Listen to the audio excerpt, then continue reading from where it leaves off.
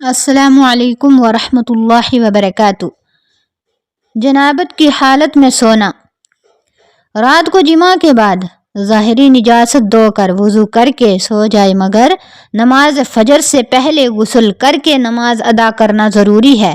نماز قضا کرنا جائز نہیں۔ نماز قضا کرے گا تو گنہگار ہوگا۔ عضو مخصوص کو دھونا اور وضو کر لینا۔ جنبی کے لیے سونے کے واسطے طہارت ضروری ہے۔ جو جنبی اس حالت میں سویا کہ اس نے جنابت کے بعد اپنا عضو مخصوص دھو کر وضو کر لیا تو گویا کہ وہ پاک حالت میں سویا تھا۔ جنابت کی حالت میں سونا جائز ہے۔ حضور صلی اللہ علیہ وسلم نے فرمایا، تم میں سے کوئی شخص جب اپنی عورت سے جماع کرے اور پھر دوبارہ جماع کرے ارادہ کرے تو اس کو چاہیے کہ ان دونوں جماع کے درمیان وضو کر لے۔ اس وضو سے نہ صرف یہ پاکیزگی حاصل ہوتی ہے بلکہ جنبی نشاط و لذت میں بھی اضافہ ہو جاتا ہے۔ یعنی اگر کوئی دوبارہ اپنی عورت سے جماع کرنا چاہے تو وہ کیا کرے؟ وضو کر لے، دونوں جماع کے درمیان وضو کر لے۔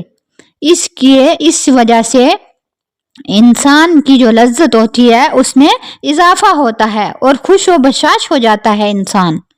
جنبی کے لیے مستحب ہے کہ فوراً غسل کے بجائے اگر کھانا کھانے کا ارادہ ہو یا سونے کا یا پھر دوبارہ جماع کرنے کا ارادہ ہو تو اپنے مخصوص عضو کو دھو کر اس طرح پورا وضو کرے جس طرح کے نماز کے لیے وضو کیا جاتا ہے۔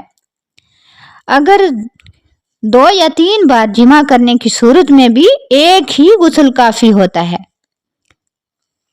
چند بار جماع کرنے پر بہتر یہ ہے کہ ہر جماع کے بعد الگ سے غسل کیا جائے، اور اگر چند مرتبہ جماع کے بعد ایک ہی غسل کرے تب بھی درست ہے، لیکن اپنے عضو کو ہر بار پاک کر لے، یعنی ہر بار وضو کر لے، ہر بار دھو لے، ناپاک عضو سے جماع نہ کرے۔ اس کا مطلب یہ ہوا کہ ناپاک عضو سے اگر وہ جماع کرے گا دوبارہ تو اس کے وجہ سے کئی بیماریوں کا خدشہ ہے۔ کئی بیماریاں انسان کو لاحق ہو سکتی ہیں، عورت کو بھی اور مرد کو بھی۔